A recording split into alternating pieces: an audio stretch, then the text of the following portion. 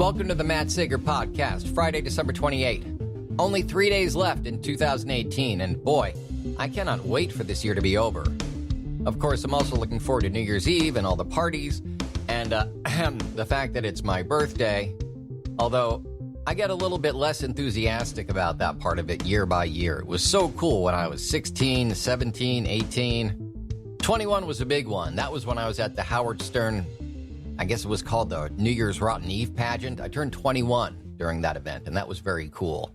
Ever since, my birthdays have been a rather mixed bag. This holiday season in particular, from Hanukkah all the way through now and my upcoming birthday, has been a little rocky for me. So I hope for lots of partying, lots of fun, and just no stress on my birthday and on New Year's Eve. And I wish only the best for us all in the year 2019. There's no way, I know I'm jinxing it by saying this, but there's no way it can be much worse than 2018 was. And let me just knock on wood to be sure of that. All right, we're covered. 2019 is going to be great. It's going to be a quick episode tonight. You know, these last few episodes, I've been doing my top 10. Let's see, I did TV series, TV show episodes, movies, and I've sent out solicitations asking you for both ideas for lists that you'd like me to do of best and worst of 2018, and also entries in that list. And a number of you think that comics in particular deserve not a top 10, but a top 5, which I really agree with for a number of reasons. There are still many amazing comics being published in print and in digital from the big two, Marvel and DC, as well as Image, Dark Horse, and any number of indies. It is still a thriving scene, but this year was very fragmented. Generally speaking, the good was very good. The bad was almost heartbreaking. But there were certainly 5 comics that I could point to as, you know, anybody could enjoy these. And I certainly did. A couple of great takes on classic characters, reimaginings, and taking this germ of an idea that was sort of baked into these characters and really expanding upon them, rather than just these rote, repeated exercises in storytelling, retelling stories from the 60s, 70s, 80s. A lot of originality in that department shown through this year. And that will represent a sizable amount of what's on this list. But before I give anything away, let's just dive right into it, shall we? Number 5,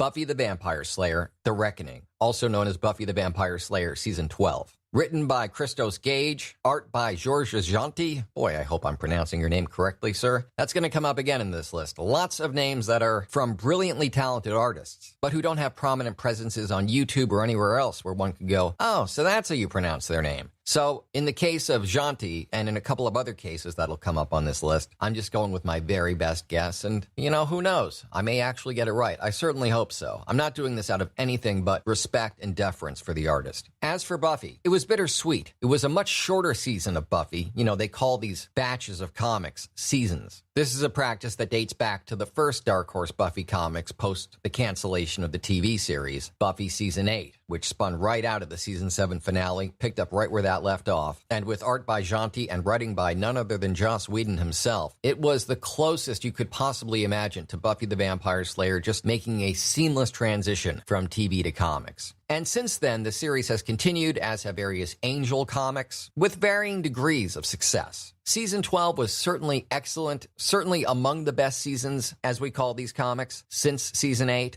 but it was short. It really demonstrated in telling a very short, really tightly encapsulated story of all these characters. It showed how very far we've come and almost made me question, like, gosh, are these even the same characters? Is this even the same universe still? Or has this comics initiative of Buffy just transformed it to a place where it's now unrecognizable? I know this may sound like an adult man being ridiculous about fictional characters, and that's true. But the thing about Buffy and Angel, and the reason I'm such a fan of these shows, there's a YouTuber who can explain this much better than I ever could. I suggest you go to YouTube and look up a guy named Passion of the Nerd. He goes into deep detail about the subtext and metaphor and philosophy behind Joss Whedon's shows Buffy the Vampire Slayer and Angel. And he really nails it when he says something to the effect of, this is not a verbatim quote, but he basically says, this is fiction that is at once exciting and also revealing. You're meant to see stuff about yourself and your own life and the way in which you respond to stress and other types of situations in these characters and their stories. I would say that that pretty much ended when Season 8 stopped. It then became a relatively entertaining comic series through Seasons 9 through 11 and now 12, and there's all these colossal changes that have taken place, none of which were that kind of entertainment where you go, oh wow, this is so revelatory. It was just an entertaining comic. And look, what more can you ask for in this day and age? I'm not asking for fiction in which I can see myself and learn to understand myself better. It's great when it happens, but look, the current state of comics is not fantastic. There is a wildly uneven level of quality. So if you just do something really good, you get my praise. And in season 12 of Buffy, Christos Gage was actually joined one more time. One more for the road.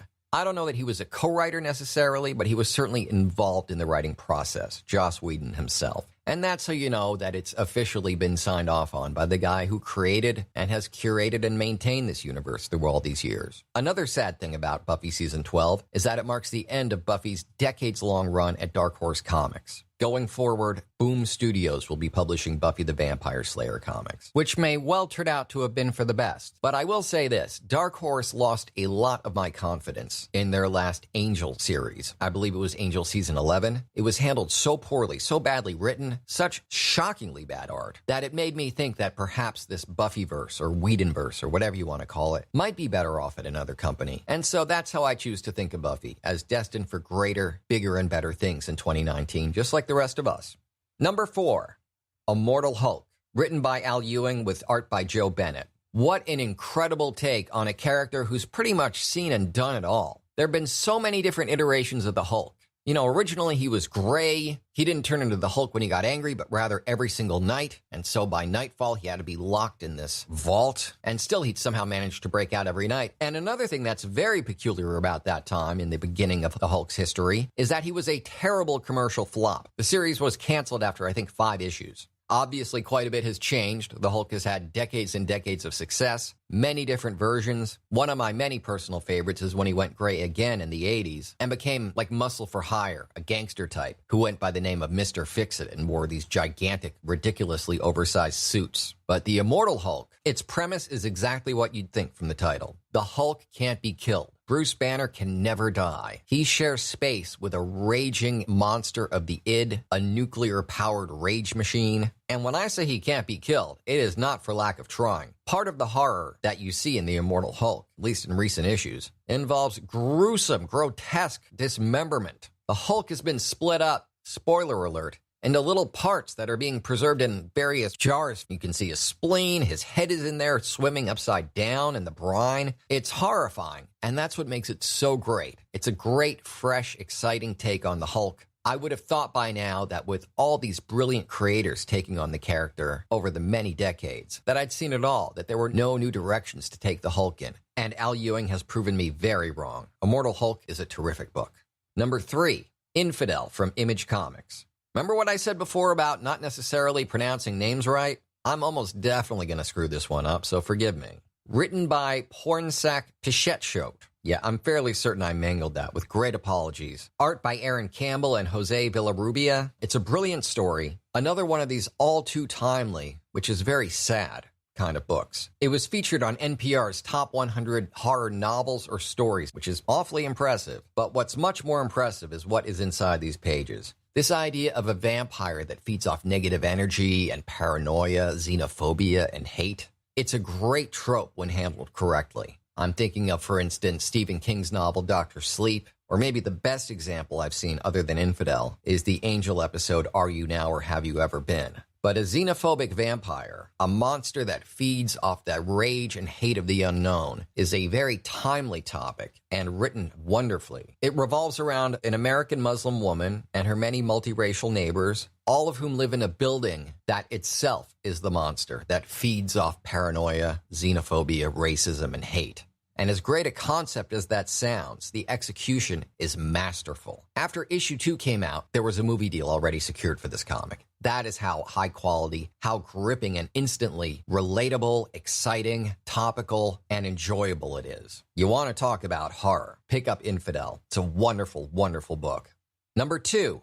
Invincible. Yeah, you might have forgotten. The last few issues of Invincible came out in 2018 before, as all truly great stories must do, it ended. But it did so in a very satisfying way, written, of course, by Robert Kirkman of Walking Dead fame, and illustrated by Ryan Ottley, who went right from this book to taking over The Amazing Spider-Man, along with writer Nick Spencer. Invincible is one of the comics I recommend to people when they go, hey, I'm curious about getting into comics. Do you have anything you suggest I pick up? Invincible has been my go-to answer for several years because it's a self-contained book. It does have spin-off titles that are completely optional. There's nothing in them that you must read to enjoy the series. And it is a fully realized superhero world. Beautifully illustrated by Otley. And another thing that sets it apart from your typical superhero comic is that Invincible himself, Mark Grayson, has aged along with us. This doesn't take place in real time, but time does pass as the series progresses. And he goes from high school to working for the government, to joining a team of superheroes, to fighting intergalactic wars alongside his father, who himself goes through very dramatic changes. And he does many more things besides, but if I describe them to you, I run the risk of really spoiling this comic. And Invincible, if by some chance you're a comics fan and have not yet read Invincible, go pick it up. My God, it is one of the best comics in years. It is pure comic enjoyment, something that is all too rare in recent years. And sadly, it's gone now. So if you are a fan, I'm sure you share my sentiment that it went out in a glorious way. This was a top-tier comic. Really great, easily accessible, and a wonderful, inspiring, fun, funny action and adventure story. Just pretty much the perfect comic.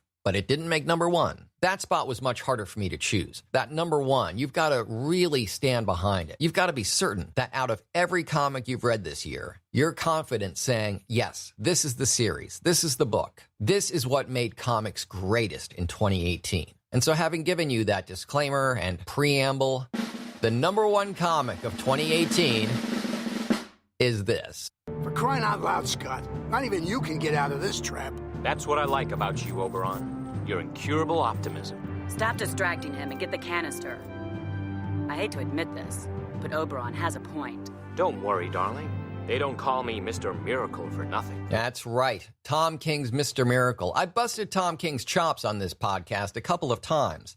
I'm not a fan of his book, Heroes in Crisis. I don't like the image it portrays of PTSD, but as many have pointed out to me, and as I eventually picked up on myself, nearly all of his work involves PTSD and depression in some form or another, and usually handled quite well. Never more so, I think, than in the pages of his 12-issue miniseries that wrapped up this year, Mr. Miracle, illustrated by Mitch Gerads. This is one of the greatest characters in all of comics, and greatly underused up until now as well. One of the new gods created by Jack Kirby during his fourth world phase at DC Comics. He is a super escape artist with an incredibly traumatic past, traded at birth by his father, who was essentially God, to instead live as the son of and be the servant to and slave to Darkseid, who was basically the devil. That was how the Apocalypse New Genesis War was resolved. Very biblical, very nasty, and just unbelievably damaging to poor Scott Free's psyche. Yes, his name is Scott Free, and he's an escape artist. I know, comics are silly. But Mr. Miracle touches on some very serious things, and like Buffy, it is an entertainment medium through which you really can see yourself and see others and come to a greater understanding about psychology, trauma, and the way it lives on in you long after you're a child and you've experienced it, the way it helps you define the world and your place in it. And that's all been handled in varying levels of subtlety and just overt, kind of in your face. Like, wow, I get it. He has to escape from everything because he's really trying to escape his own depression, which is true. But that was really brought to the forefront in a way no other writer has done so far in this 12-issue Mr. Miracle series. But it was also done with more subtlety, more detail, and more depth, more exciting and bold story choices. I mean, this went to a very dark place, and not just for the sake of it. This was one of the most realistic depictions of depression I've ever seen in the pages of comics. Ditto PTSD. And that is something I've really hit Tom King on. But, you know, he nailed it in Mr. Miracle.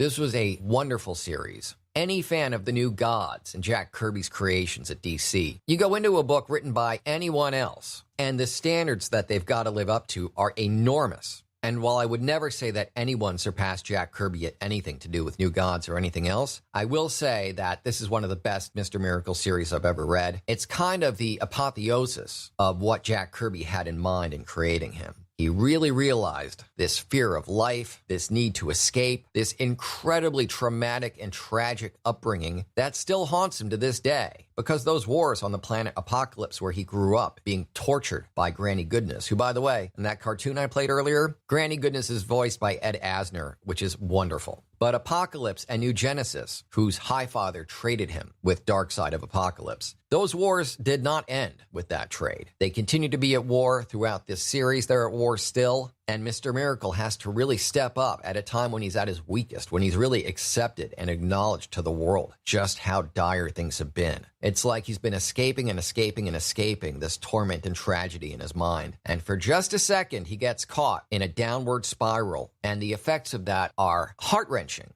character redefining, while at the same time being very true to the character's roots. A brilliant first issue, an amazing run of comics in between, and a finale that leaves many questions unanswered. Which I think, in a series like this, as frustrating as that can be, I've read like 12 different articles saying, this is how Mr. Miracle ended. And I thought, really? I don't think that's true. It is very open-ended, and I find that to be rather beautiful. That however much of this book really took place and however much of it might have taken place in the depressed and possibly no longer with us, Mr. Miracle. Yeah, this book is heavy. That despite all of that, the character's future remains open, as do all of our futures, which is a great message for anyone suffering from depression, PTSD, and just like Tom King did with The Vision, he stayed very true to the character while at the same time taking the key elements that helped define him in his very first appearances and building him out from that, making him a much more interesting, fully fleshed out, really fascinating character, and again, one who really does reflect real depression, real trauma, real sadness, and better yet, the ability to beat it and conquer it and to live on, to accept the pain and soldier on despite it, to keep on escaping.